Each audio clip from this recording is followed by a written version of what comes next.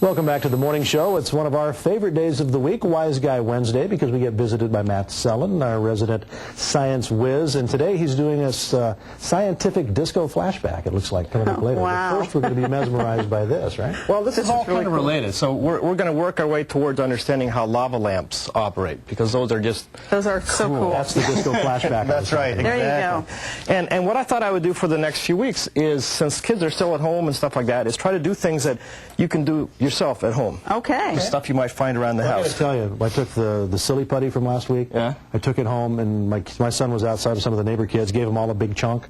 They loved it. Oh. Had a ball. Well, there you go. You've amused Robert's neighborhood, so that's good. So let's make a wave. Okay, let's make a wave. So there's two bits of really neat physics in the stuff we're going to do right now, and one is oil and water don't mix. Now, we all know this, right? It's part of life, and you sort of... Right. And so, but there's a very good chemical, or actually physics reason for this, and that's because water molecules have a property called that they're polar. So if you draw a picture of a water molecule, which I have right here, there's a oxygen and a couple of hydrogen. Looks like Mickey Mouse. Yes, it does. Right. Okay. And this thing tends to be more negative down where the oxygen is and more positive up where the hydrogen is. So we say it's polar. And Okay. polar types of molecules tend to mix with other polar molecules very easily, but they don't mix with the other kind, which is like oil, which looks like kind of a caterpillar like this, which is symmetric. And it doesn't really have a positive or negative end. It's just sort of the same everywhere. Okay. And so those tend to mix with each other, but they don't mix with the Mickey Mouses. Okay? Wow. They don't want Mickey Mouse around with That's right, exactly. And so if you mix oil and water, they don't mix at all. In fact, if you pour one into the other, they'll just lay one on top of each other. So what we can do is do a little experiment here. By the way, food coloring is a polar molecule, so it mixes really good with, there you go. water. So if we pour water into this little test tube, That's just water with plain old... that's just water with green food coloring, and then I pour on top of that a little bit of baby oil. You see that it doesn't mix at all, because the water is heavier. Now, so the water actually sits at the bottom and the oil sits on top. So that's the other physics principle.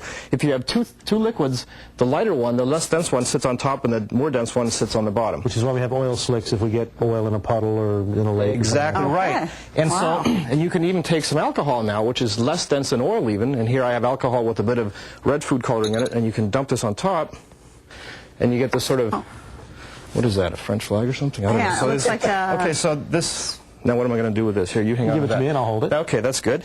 Now, so you can do some cool stuff at home. So right here is a bottle that I just put some water with blue food coloring in first in the bottom. Then I dump baby oil on top, and we get this kind of a wave machine.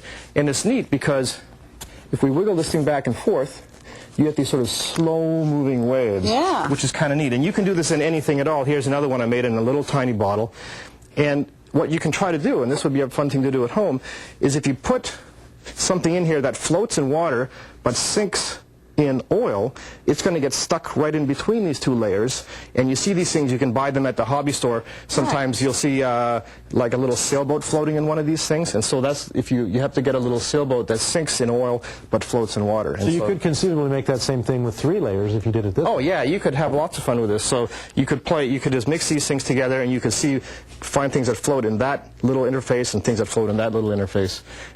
So the next thing we're going to do in the next segment is we're going to, since alcohol is lighter than oil, water is heavier than oil, if you mix alcohol and water together, you can get a mixture which is about the same density as oil. And that's very important for making a lava lamp. And so that's what we're going to do next. We're going to make a lava lamp. Right. He's got a couple examples over here. They are really cool. That is right. Okay. Thank you, Matt. Sounds like fun. We'll look forward to our next segment. Still ahead on the morning show, we're headed for the Lone Star State in today's Wish You Were Here segment. And as Channel 3 celebrates our 50th anniversary, we'll take you to the Farm Progress Show, which is also celebrating a 50th anniversary. I'll look at the past, present, and future of that show.